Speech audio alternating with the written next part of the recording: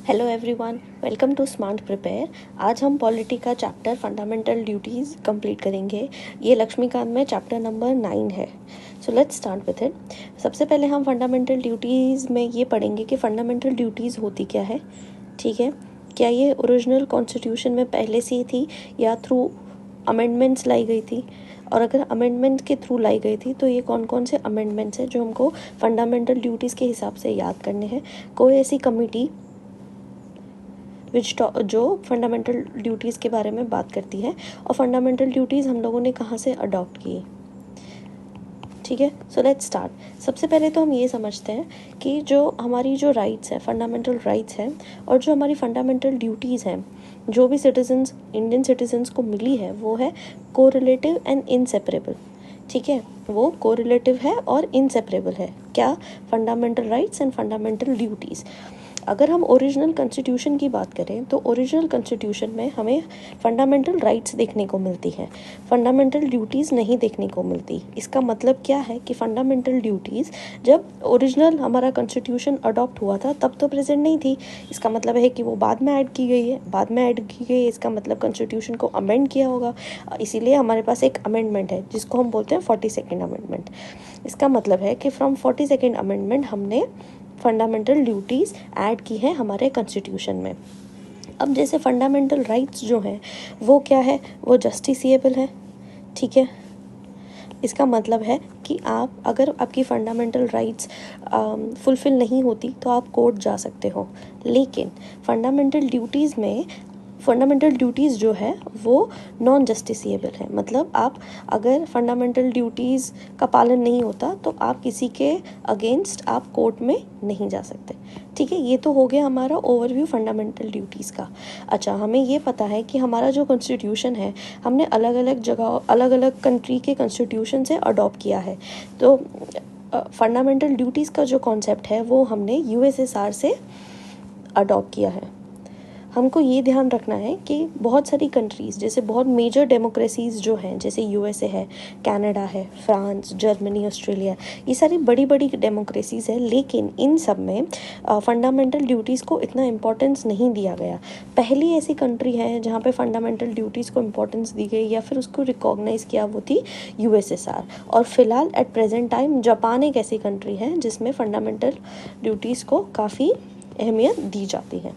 ठीक है, अब जैसे हम जानते हैं कि फंडामेंटल ड्यूटीज़ अमेंडमेंट से लाई गई है, तो ऑब्वियसली कोई एक कमेटी होगी जिन्होंने कुछ रिकमेंडेशन दी होंगे। सो कभी भी हम स्वर्ण सिंह कमेटी देखेंगे, क्या कभी भी हम स्वर्ण सिंह कमेटी देखेंगे तो we will always recall that it talks about fundamental duties. Okay, अब बिफोर ये फंडामेंटल ड्यूटीज़ जो थी हम ड्यूरिंग इमरजेंसी लाई गई थी। ठीक है, 1975 से 1977 के बीच में जो इंटरनल इमरजेंसी लगी थी, उसी वक्त उसी दौरान हमको फंडामेंटल ड्यूटीज़ का होना हमको लगा था कि ये ज़रूरत है, और थ्रू स्वर्ण सिंह कमेटी सर्टन रिकमेंडेशंस लाए गए थे और उसके बाद हमको ये फंडामेंटल ड्यूटीज़ हमको मिली थी। पहले ये जो फंडामेंटल ड्यूटीज़ हुआ करती थी ना, वो स्पेसिफिक लोगों के लिए हुआ करती थी, जैसे पुलिस, आर्म फोर्सेस, ये सारे जो लोग थे ना, उनके पास एक स्पेसिफिक कुछ ड्यूटीज़ होती थी जो उनको करनी होती थी। ये आम जनता के लिए नहीं थी। लेकिन after 42nd amendment fundamental duties constitution में ऐड की गई और ये सारे लोगों, पूरे इंडियन सिटीज़न के ऊपर लागू होती है। ठीक है, अच्छा, ये कौन से पार्ट में है हमको ये याद रखना है। फंडामेंटल ड्यूटीज़ हमारी 4th A पार्ट में है। हमारा 3rd पार्ट कौन सा है? पार्ट 3rd है हमारा फंडामेंटल राइट्स, पार्ट 4 है हमारा DPSP, और पार्ट 4A है हमारा फंडामेंटल ड्यूटीज़। ठीक है, अच्छा, आप ये क्वेश्चन कर सकते हैं कि ये जो फंडामेंटल ड्यूटीज़ है हमने क्यों पार्ट 4 में ही डाली और क्यों पार्ट 3 में नहीं डाली। अब ये जो पार्ट 3 है, जैसे मैंने पहले बताया था, it's talk about fundamental rights which is justiciable.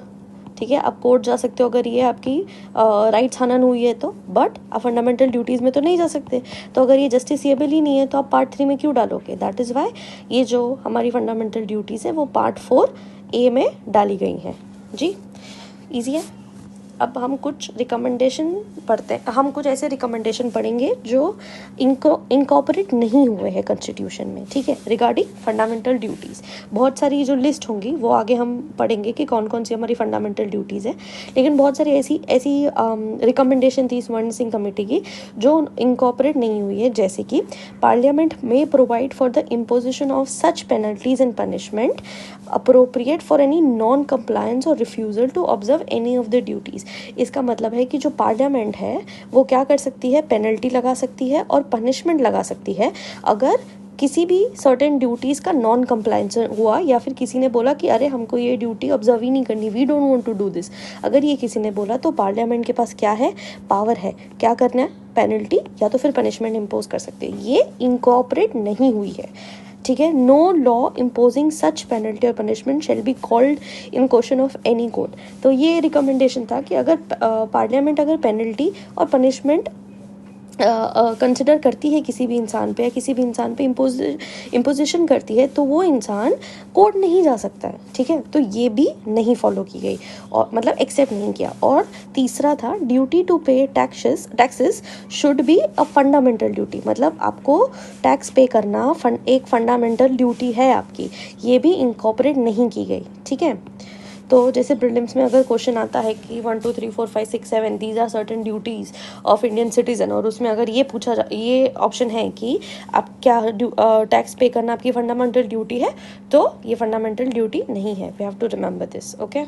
अब लिस्ट ऑफ फंडामेंटल ड्यूटीज़ की बात करें, अच्छा ये आर्टिकल कौन सा है, 51A हमको याद रखना है। ड्यूटी ऑफ एवरी सिटीजन है, ठीक है। We are talking about citizen of India. We always have to remember that fundamental duties does not belong to any foreign citizen. उनके लिए फंडामेंटल ड्यूटीज़ नहीं है। ड्यूटीज़ किसके लिए है, सिर्फ और सिर्फ इंडियन सिटीजन्स के लिए है। कौन कौन सी ड्यूटीज़ है देख लेते हैं। आई एम श्योर आपने पढ़ा ही होगा, लेकिन हम उसको एक बार फटाफट देख लेते हैं कि जैसे हमारा नेशनल एंथम है, ठीक है, नेशनल फ्लैग है, नेशनल एंथम है, उसको कॉन्स्टिट्यूशन को रिस्पेक्ट करना है, उनके आइडियल्स को रिस्पेक्ट करना है। जैसे हमारे ऐसे आइडियाज़ और ऐसे नोबल आइडियाज़ जिससे हमारा नेशनल फ्रीडम स्ट्रगल इंस्पायर हुआ है, उसको चेरिश और फॉलो करना है। हमारी कंट्री का जो सॉवरेनिटी है, यूनिटी, इंटीग्रिटी, उसको अपहोल्ड करना है, उसको प्रोटेक्ट करना है।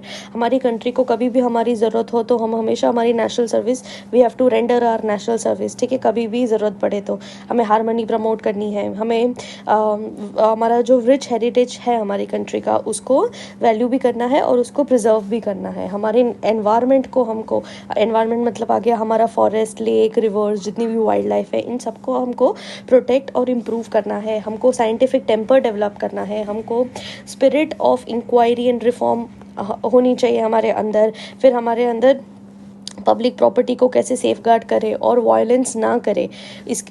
अब्जॉर वायलेंस का मतलब है कि हमको प्रतिज्ञा लेनी है पब्लिकली कि हम कभी भी वायलेंस नहीं करेंगे, ठीक है। फिर we have to strive towards excellence in all spheres of individual and collective activity। इन सारी चीज़ों से क्या होगा, देश ही आगे बढ़ेगा, right. So it is again a duty, fundamental duty हो गया हमारा। और सबसे इम्पॉर्टेंट है 86th constitutional amendment act. 2 constitutional amendment act है हमारे फंडामेंटल राइट से, फंडामेंटल ड्यूटी से रिलेटेड। एक है 42nd और एक है 86th। अब 86th कॉन्स्टिट्यूशनल अमेंडमेंट क्या बोलता है कि to provide opportunities for education to his child और ward between age of 6 and 14 years. कोई आपके जो बच्चे हैं 6 से 14 साल के, जो भी बच्चे हैं आपके जो वार्ड्स हैं, इनको आपको कंपलसरी एजुकेशन देना पड़ेगा। ये क्या है, हमारा फंडामेंटल ड्यूटी है। ये कब ऐड किया गया था, 2002 में ऐड किया गया था। कौन सा हमारा अमेंडमेंट है, 86th अमेंडमेंट है। ये हमको याद रखना है। तो ये हमारे लिस्ट ऑफ फंडामेंटल ड्यूटीज़ हो गई। एक बार आप इसको अच्छे से सुन लीजिए, जितनी बार सुनेंगे उतनी बार आपको ये याद होगा। पढ़ लीजिए, जितना रिवाइज करेंगे उतना जल्दी दिमाग में बैठेगा, ठीक है। अभी हम फीचर्स ऑफ फंडामेंटल अगर ड्यूटीज़ पढ़ें तो इसका मतलब है कि what are the characteristics of fundamental duties, ठीक है। Let's go one by one. पहला कैरेक्टरिस्टिक है कि कुछ ड्यूटीज़ जो हमारी है वो है मॉरल ड्यूटीज़ और कुछ है हमारी सिविक ड्यूटीज़। अब जैसे हमारी अगर हमको कॉन्स्टिट्यूशन को रिस्पेक्ट करना है, हमको हमारे नेशनल फ्लैग, नेशनल एंथम, इन सारी चीज़ों को रिस्पेक्ट करना है, तो ये क्या हो गया, ये हमारी सिविक ड्यूटी है, ठीक है। लेकिन मॉरल ड्यूटी क्या है? मॉरल ड्यूटी जैसे हमारे जो फ्रीडम स्ट्रगल का जो भी जितने भी फ्रीडम स्ट्रगल का जो नोबल आइडियाज़ है, हमारा जो मॉरल परसेप्ट है, वो सारा हमारा हो गया मॉरल ड्यूटीज़ में आ गया, ठीक है। सो फंडामेंटल ड्यूटीज़ दो तरह की होती है, मॉरल भी होती है और सिविक ड्यूटी भी है। जो ऊपर हमने सारी जो ड्यूटीज़ पढ़ी है उसमें से कुछ मॉरल है, कुछ सिविक है, ठीक है। जितनी भी वैल्यूज़ जो हमारे फंडामेंटल ड्यूटीज़ में दी गई हैं वो हमारे इंडियन ट्रेडिशनल माइथोलॉजी, रिलीजन और प्रैक्टिसेस के अराउंड दी गई है, और उसी को काइंड ऑफ कोडिफिकेशन करने का हमने एक टास्क लिया था, जो it is a way of Indian life, right. जो हमारी ड्यूटीज़ है वो क्या रिफ्लेक्ट करती हैं? हमारी ड्यूटीज़ हमारा Indian way of life reflect करती हैं। Unlike some fundamental rights which are extended to all person, whether citizen or foreigners, the fundamental duties are confined to citizen only. अब हम ये तो एक्सपेक्ट नहीं कर सकते ना कि कोई फॉरेन नेशनल आए और वो हमारे रिच हेरिटेज या कल्चर को प्रोटेक्ट करे। प्रोटेक्ट तो नहीं करेंगे, वो टूरिज्म ज़रूर बढ़ाएंगे, लेकिन प्रोटेक्शन का काम उनका नहीं है। प्रोटेक्शन का काम हमारे नेशनल एंथम को रिस्पेक्ट करने का काम ये सिटीज़न का होना चाहिए। और दूसरा लाइक डायरेक्टिव प्रिंसिपल्स, जो directive principle of state policy है, fundamental duties are also non justiciable, ठीक है। ये जो मैंने आपको ऑलरेडी बता दिया कि इट्स नॉन जस्टिसिएबल, मतलब वो डायरेक्टली इन्फोर्स्ड बाय कोर्ट नहीं हो सकता, ओके, जस्ट लाइक DPSP। हालांकि फंडामेंटल राइट्स जो हैं हमारी, जो पार्ट 3 में है, वो है जस्टिसिएबल, कोर्ट उसको डायरेक्ट एनफोर्स कर सकता है। अच्छा, क्रिटिसिज्म ऑफ फंडामेंटल ड्यूटीज़।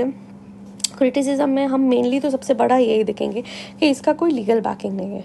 अगर इसका कोई लीगल बैकिंग नहीं है, इसका मतलब है कि आपको पेनल्टी और पनिशमेंट्स मिल जाएंगे, पेनल्टी मिल गया, पनिशमेंट मिल गया सर्टेन फंडामेंटल ड्यूटीज़ को लेके, लेकिन ये जस्टिसिएबल नहीं है ना, डायरेक्टली इन्फोर्सेबल बाय कोर्ट नहीं है। तो इससे क्या होता है कि लोग इसको सीरियसली नहीं लेते, people do not take it seriously. ये उसका पूरा सारा है क्रिटिसिज्म ऑफ फंडामेंटल ड्यूटीज़ का, यही इशू है, ओके। सिग्निफिकेंस पढ़ेंगे हम। सिग्निफिकेंस ऑफ फंडामेंटल ड्यूटीज़ क्या है? They serve as a reminder to the citizen that while enjoying their rights, they should also be conscious of their duty to their own country, society and their fellow citizen. अभी जो fundamental rights हैं, हमको तो right मिल गए, right to freedom है, हमको discrimination नहीं चाहिए, हमारा राइट टू रिलीजन है। ये सारी राइट्स अगर किसी भी एक सिटीज़न को मिलती है तो उसके पास उसके ऊपर भी एक ऑब्लिगेशन होना चाहिए, एक ड्यूटी होनी चाहिए कि जस्ट बिकॉज आपका नेशन है and you are getting so much of right, आपको भी इन रिटर्न कुछ देना पड़ेगा। फॉर एग्जांपल, आपको रिस्पेक्ट देनी पड़ेगी आपके कल्चर की, आपके नेशनल एंथम की, आपको वाइल्ड लाइफ, अपनी जो वाइल्ड लाइफ है उसको प्रोटेक्ट करने की, आपका एनवायरनमेंट जो है आप उसको प्रोटेक्ट करोगे। तो ये सारी क्या होगी, एक किसी भी एक सिटीजन की ड्यूटी होगी। तो फंडामेंटल राइट्स जैसे हमको मिलती है वैसे ही हमारे पास हमारी ड्यूटी है, and we should be very conscious about our duty. ये जो जितनी भी ड्यूटीज़ लिखी हैं, इसको even if it is not legally enforceable as a fellow citizen, हमको ये कॉन्शियस एफर्ट लगा के हमको हमारी duty towards our nation, towards our society and towards our fellow citizen पूरी करनी चाहिए, ठीक है। दूसरा, ये ड्यूटी ऑलरेडी जब इन्होंने हमारे कॉन्स्टिट्यूशन में अब मेंशन है, तो वो इट एक्ट्स एज वार्निंग किसके अगेंस्ट, कोई भी एंटी नेशनल और कोई भी एंटी सोशल एक्टिविटी है। कहीं पे किसी ने फ्लैग बर्न कर दिया, किसी ने नेशनल एंथम को डिसरिस्पेक्ट कर दिया, कोई वाइल्ड लाइफ पोचिंग कर रहा है, एनवायरनमेंट ज़्यादा पोल्यूट कर रहा है, ये सारी चीज़ें। तो ये सारी चीज़ें जब हमने ड्यूटी में मेंशन कर दी है कि ये हमारी सारी ड्यूटी है, सो देयरफॉर उसके अगेंस्ट आप कभी भी जाओगे तो वो हमेशा एक कोई भी एक्टिविटी जो हमारी ड्यूटी के अगेंस्ट जाएगी, it will act as an anti social and anti national activities, that we have to understand, ठीक है। The third point is it also act as a source of inspiration for the citizen, ठीक है। एक citizen का it act as a source of inspiration for all the citizens. और क्या करता है, it promotes discipline and commitment, okay.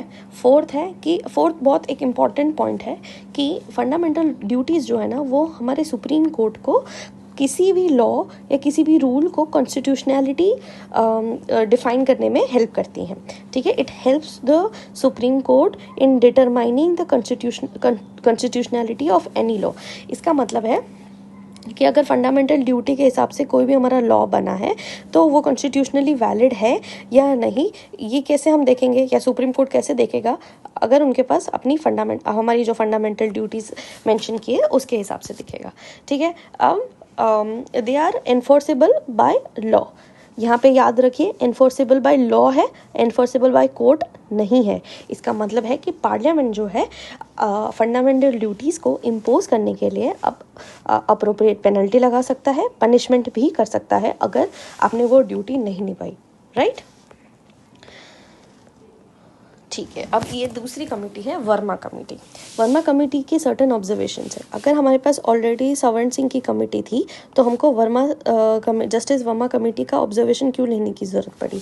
As I have already mention before, हमारी जो फंडामेंटल ड्यूटीज़ है वो क्या है, वो लीगली एनफोर्सेबल नहीं थी, ठीक है।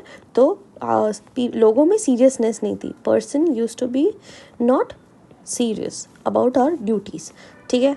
तो आप फंडामेंटल ड्यूटीज़ को लीगली एनफोर्स करने के लिए हमने क्या किया, there were certain recommendation given by Verma committee. क्या है उन्होंने, देखो पढ़ लेते हैं हम। The Verma committee of fundamental duties of citizen identified the existence of legal provisions for the implementation of some of the fundamental duties. Some of the fundamental duties का legal provision हम पढ़ लेंगे, कौन कौन से है। एक तो prevention of insults of national honour act 1971, इसमें 3 चीज़ें आती हैं, constitution of India, national flag और नेशनल एंथम। अगर इन 3 चीज़ों का डिसरिस्पेक्ट होता है तो ये किसके अंदर आ जाएगा, नेशनल ऑनर एक्ट के अंदर आ जाएगा और आपको पेनल्टी या पनिशमेंट मिलेगा, ठीक है। फिर जैसे बहुत सारे हमारे क्रिमिनल लॉज हैं, अगर आप क्या बोलते हैं, language, race, place of birth, religion, इन सारी चीज़ों की वजह से एक दूसरे में आपसी झगड़ा और वायलेंस क्रिएट करते हो तो आपको पनिशमेंट मिलेगा। फिर आता है प्रोटेक्शन ऑफ सिविल राइट्स, ठीक है। फिर हमारे पास आईपीसी है, यूएपीए है, आरपीए है, वाइल्ड लाइफ प्रोटेक्शन एक्ट है 1972 का, फिर फॉरेस्ट कंजर्वेशन एक्ट है। ये सारा क्या है, हमको सारी लीगल बैकिंग मिल गई। फंडामेंटल ड्यूटी में क्या था कि you have to protect your wildlife, ठीक है, आपको अपना एनवायरनमेंट बचाना है, कंजर्व करना है। तो इन सारी चीज़ों के काउंट में हमारे पास ये एक्ट आ गए, ये लीगली एनफोर्सेबल है। अगर ये एक्ट के थ्रू अगर कोई वाइल्ड लाइफ को हानि पहुंचाता है तो आप थ्रू दिस एक्ट आप उसको पेनल्टी या पनिश कर सकते हो। सिमिलर केस है फॉरेस्ट कंजर्वेशन का, राइट। तो ये this is how our fundamental duty chapter gets over. तो आइए हम एक क्विक रिविजन कर लेते हैं। फंडामेंटल ड्यूटी, ठीक है, कौन से अमेंडमेंट से लाई गई थी, 22nd अमेंडमेंट से लाई गई थी। क्या ओरिजिनली कॉन्स्टिट्यूशन में थी, जी नहीं। कौन से पार्ट में है ये, 14A पार्ट में है, ठीक है। एक और कौन कौन सी कमेटी है, 2 कमेटी है, पहली है स्वर्ण सिंह, दूसरी है justice Verma committee. Justice Verma किसके लिए है, जो लीगल बैकिंग मिल जाएगा हमको फंडामेंटल ड्यूटीज़ का, ठीक है। और one of the characteristics of fundamental duty क्या है कि ये जस्टिसिएबल नहीं है, it is enforced, it can be enforced by law, ठीक है, नॉट बाय कोर्ट्स। और एक और हमारा अमेंडमेंट कौन सा था, 86th अमेंडमेंट, ये भी इम्पॉर्टेंट है फंडामेंटल ड्यूटीज़ के अराउंड। कब आया था, 2002 में। क्या है, 6 से 14 साल के आपके बच्चे को कंपलसरी आपको एजुकेशन देना है, ओके। तो ये हो गया हमारा फंडामेंटल ड्यूटीज़। प्रीलिम्स में आपको इससे बाहर और कुछ नहीं आएगा, you have to revise this more than 2 or 3 times, okay. So this was our chapter on fundamental duties. I hope ये चैप्टर आपको क्लियरली समझ में आ गया हो, एंड आई होप कि ये मैंने बहुत आसान तरीके से समझाने की कोशिश करी है और आपको समझ भी आया है। सो हम ये चैप्टर हमारा यहीं पे फिनिश करते हैं। Thank you.